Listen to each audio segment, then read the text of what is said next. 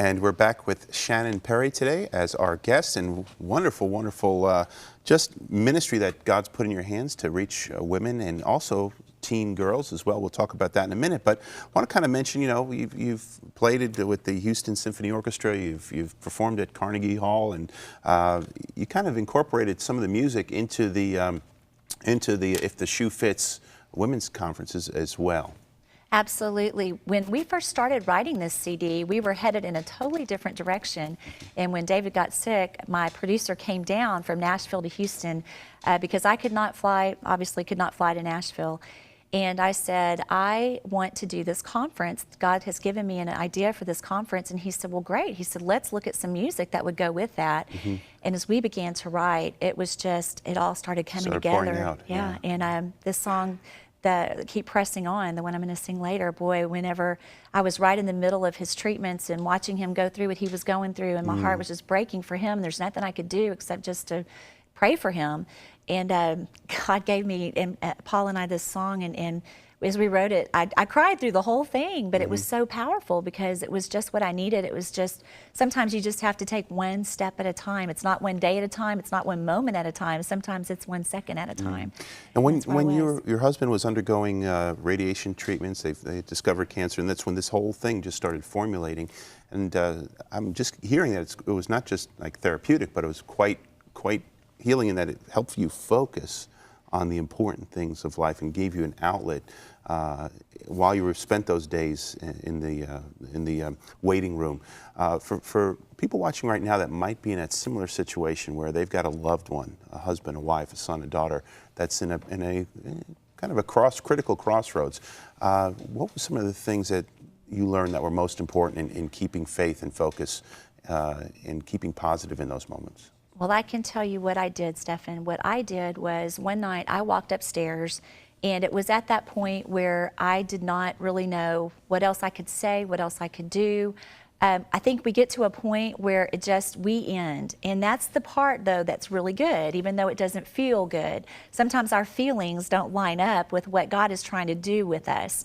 And so when I began to feel just distraught, really, of what else can I do to help the situation. I'm afraid. I was single for so many years and was praying for this man to come along, and when he brought him to me, immediately when he was diagnosed, I thought, no, this can't happen. You can't take him yet. We're not through with you just started with us. Yeah. And so I began to just cry out to the Lord one night, and I was really prepared to give this eloquent prayer and pour my heart out in this effervescent, just, oh, Lord. And, you know, I couldn't do it. And I thought, God, I don't have the words. And as the tears started to come down my face, I prayed a 4-letter prayer, and all that would come out was, God, I trust you.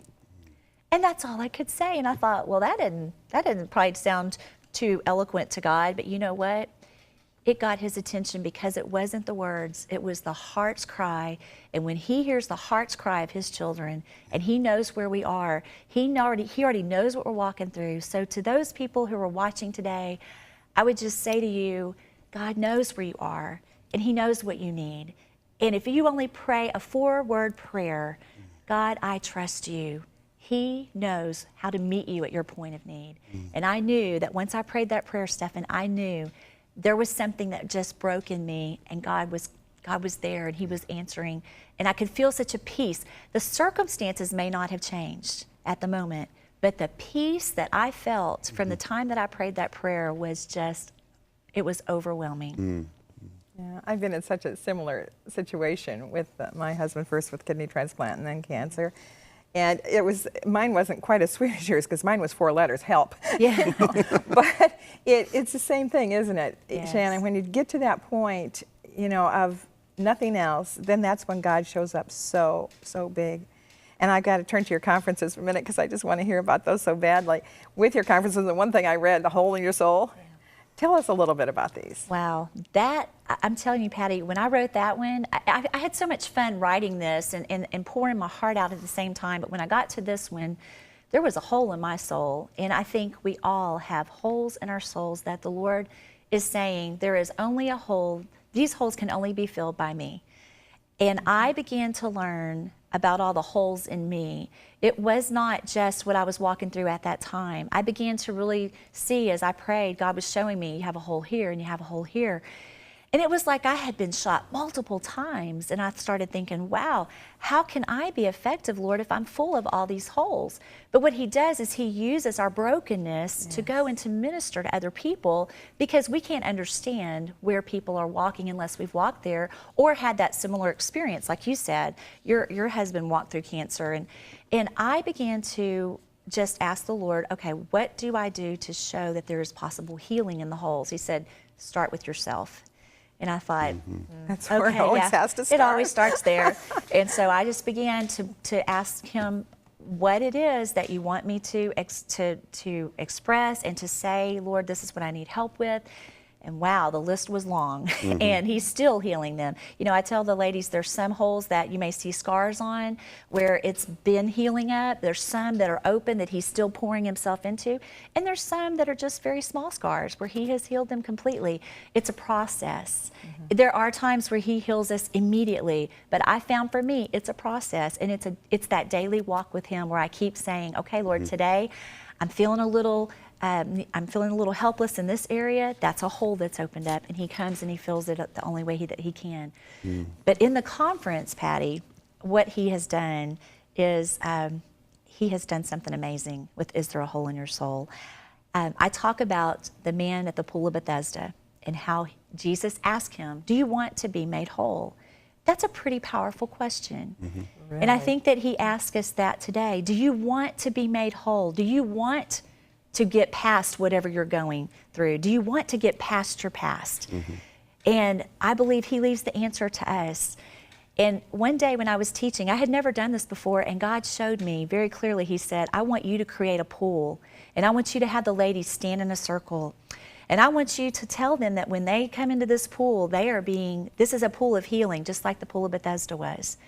And when those ladies come and they walk into a circle, and I just stand in the middle and I just say, you know, there's nothing special about me. I just want to pray past each one of you, the tears that begin to fall and the joy that begins to come and the laughter that begins to come and all the healing that has been, to me, one of the most powerful things of this whole conference. Wonderful. Wow. That's awesome.